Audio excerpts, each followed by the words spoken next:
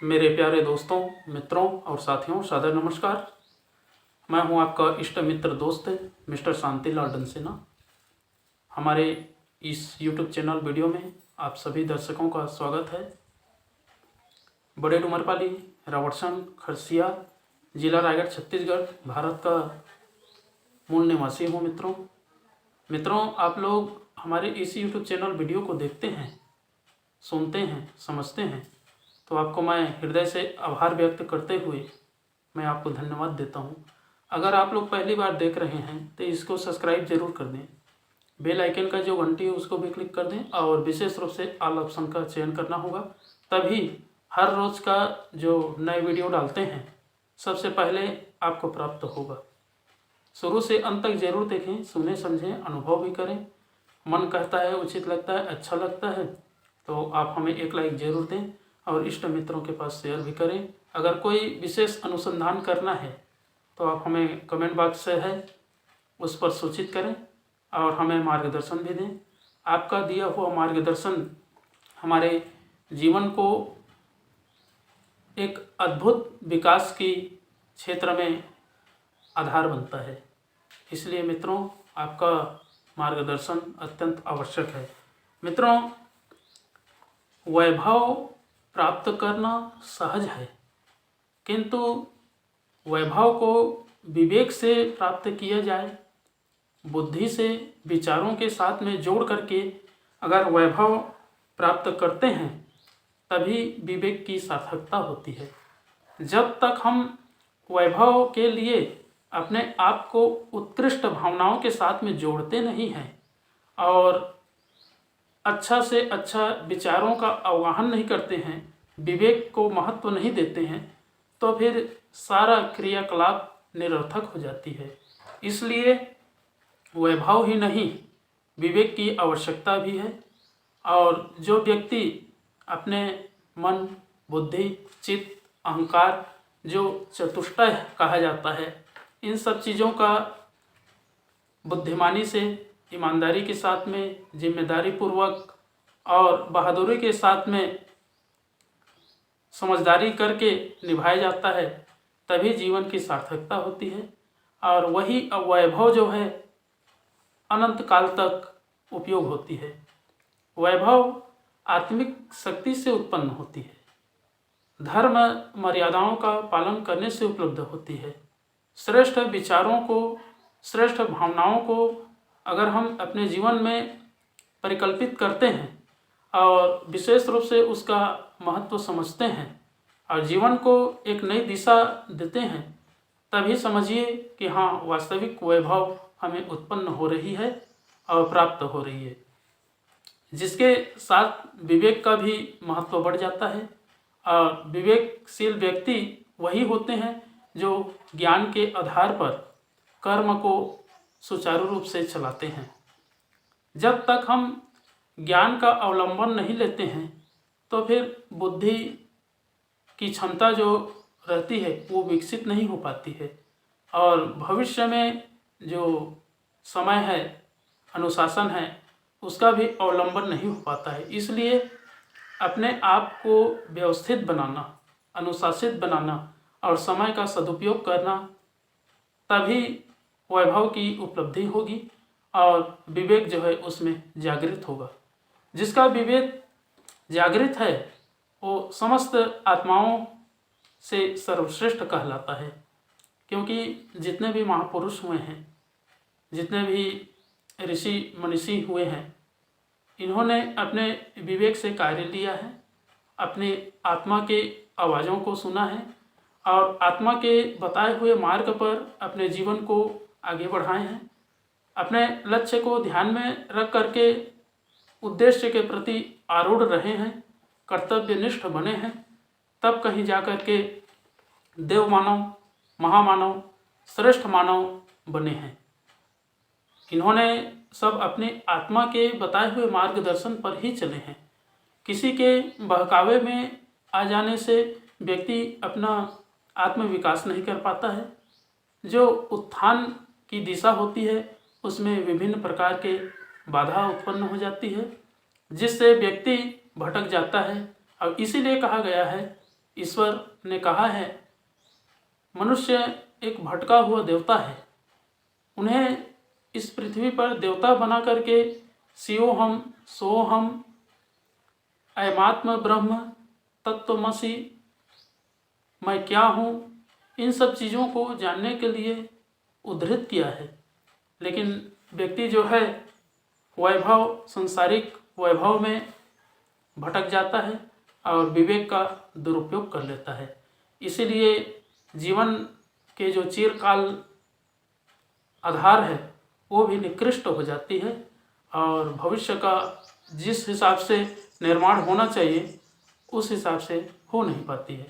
इसलिए मित्रों, वैभव का ही नहीं विवेक का भी महत्व को समझें और विवेक का जितना आदर्शों के साथ में उपयोग करेंगे उतना विचार मजबूत बनेगा और भावना जो है श्रेष्ठ बनेगी, जिस पर व्यक्ति ही नहीं पूरे विश्व ब्रह्मांड देख करके एक नई सीख मिलता है और लोगों को अनायास आगे बढ़ने के लिए सद्भावना भरी प्रेरणा मिलती है, जिस पर चल करके व्यक्ति अपना उद्देश्य को, अपना लक्ष्य को आसानी से प्राप्त करता है और सफलता के शिखर पर जा पहुंचता है।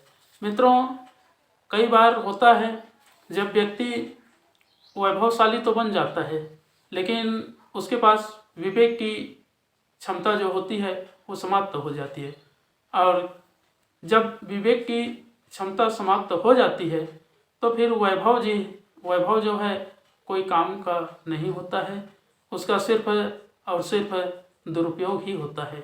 इसलिए मित्रों, हर चीज़ों को अनुसंधान करने के लिए और व्यवस्थित रूप से बनाने के लिए विवेक की आवश्यकता होती है, और जो व्यक्ति विवेक के साथ में काम करता है वो हमेशा सफल माना जाता है। इन सब चीज़ों का परिशोधन करने के लिए, उन्नयन करने के लिए, उद्धृत करने के लिए कोई विशेष आधार है तो वह है गायत्री मंत्र। अगर हम गायत्री मंत्र का उच्चारण भी कर लेते हैं या जाप भी कर लेते हैं या उनके जो बताए हुए मार्ग है उस पर चलने का प्रयास करते हैं तो जीवन श्रेष्ठता की दिशा की ओर बढ़ती है और विवेक का भी सही उपयोग होता है। तो आइए मित्रों, एक बार गायत्री मंत्र और एक बार संपुट के साथ में महामृत्युंजय मंत्र का उच्चारण मेरे साथ साथ में करने का प्रयास करें। ओम भूर्भुवः स्वः तत्सवितुर्वरेण्यं भर्गो देवस्य धीमहि धियो यो नः प्रचोदयात्। उस प्राण स्वरूप, दुखनाशक, सुख स्वरूप, श्रेष्ठ तेजस्वी, पापनाशक, देव स्वरूप परमात्मा को हम अपनी अंतरात्मा में धारण करें। वह परमात्मा हमारी बुद्धि को सत्य मार्ग की ओर प्रेरित करे। ओम हौं जूम सह ओम भूर्भुवः स्वः ओम त्र्यंबकं यजामहे सुगंधिं पुष्टिवर्धनम् उर्वारुकमिव बन्धनान् मृत्युर्मुक्षीयमामृतात्। ओम स्वः भुवः भूः ओम सः जूम हौं ओम मृत्युंजय महादेव त्राहि मां शरणागतं जन्म मृत्यु जरा व्याधि पीड़ितं कर्म बन्धनाय।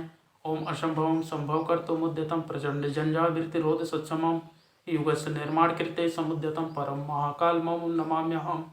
ओम अस्तोमा सद्गमय तमसोमा ज्योतिर्गमय मृत्युर्मा अमृतं गमय। परम पूज्य गुरुदेव, वेद मूर्ति, तपोनिष्ठ, युग दृष्टा, युग प्रवर्तक, युग ऋषि पंडित श्री राम शर्मा आचार्य जी, परम वंदनीय माता जी भगवती देवी शर्मा जी और आद्य माँ गायत्री माता, धरती माता, भारत माता, प्रकृति, पर्यावरण, सूर्यदेव, महाकाल भगवान, सरस्वती माँ, लक्ष्मी माता, सभी ग्रह नक्षत्र, अखिल विश्व ब्रह्मांड के सभी देवी देवताओं के सूक्ष्म संरक्षण में जितने भी हमारे यूट्यूब चैनल के माध्यम से, फेसबुक के माध्यम से, व्हाट्सएप स्टेटस के माध्यम से वीडियो देखते हैं, सुनते हैं, समझते हैं, ऐसे हमारे प्रिय आत्मीय, आदरणीय, सम्माननीय, परम हितैषी हमारे देवतुल्य भाइयों, देवी स्वरूपा माताओं, बहनों, आप लोगों को मेरा सादर प्रणाम। ऋषि चिंतन के सानिध्य में से आज का जो एक बहुत ही दिव्य अनमोल सुविचार है आपके पास प्रस्तुत कर रहा हूँ। आज का सुविचार है मित्रों, वैभव ही नहीं विवेक भी। बहुत ही कीमती और अनमोल सुविचार है। साधनों का सदुपयोग कर सकने वाली बुद्धिमत्ता को सर्वत्र सराहा जाता है। उसी आधार पर मनुष्य आगे बढ़ते और ऊंचे उठते हैं। हर कोई कुछ न कुछ धन कमाता है और उसके पास पूर्व संचित साधन होते हैं। प्रश्न एक ही रह जाता है कि इसे किसने किस प्रयोजन के लिए कब किस प्रकार उपयोग किया। महत्व इस बात का नहीं कि किसने कितना कमाया और कितना उड़ाया। बुद्धिमानों की कसौटी एक ही है कि जो हाथ आया उसे किन प्रयोजनों में किस दृष्टिकोण से खर्च किया गया। मित्रों, वैभव स्व उपार्जित है। पूर्व संचित पुण्य परमार्थ या वर्तमान कौशल पराक्रम के आधार पर उसे अर्जित किया जाता है। इस अपनी कमाई के अतिरिक्त ईश्वर प्रदत्त अनुदान भी मनुष्य के पास कम नहीं है। श्रम, समय, मस्तिष्क जैसे साधन हर किसी को प्रायः समान रूप से उपलब्ध हुए हैं। इस उच्च स्तरीय वैभव का सदुपयोग कर सकना और भी बढ़े चढ़े कौशल का काम है। ऐसे ही कौशल को दूरदर्शी विवेक कहा जाता है। श्रद्धा, प्रज्ञा, निष्ठा उसी के नाम हैं। मित्रों, मनुष्य न तो संपदाओं की दृष्टि से दरिद्र है और न विभूतियों की दृष्टि से असमर्थ है। प्रश्न इतना भर है कि जो हस्तगत हुआ उसका उपयोग किस प्रकार बन पड़ा। जो इस कसौटी पर खरा सिद्ध हो सका, समझना चाहिए कि उसका मनुष्य जन्म सार्थक हो गया। बहुत बहुत धन्यवाद मित्रों। अगले बार नए विचार लेकर के, नए रहस्यों के साथ में नए वीडियो लेकर के आपके पास फिर प्रस्तुत होंगे। सादर नमस्कार।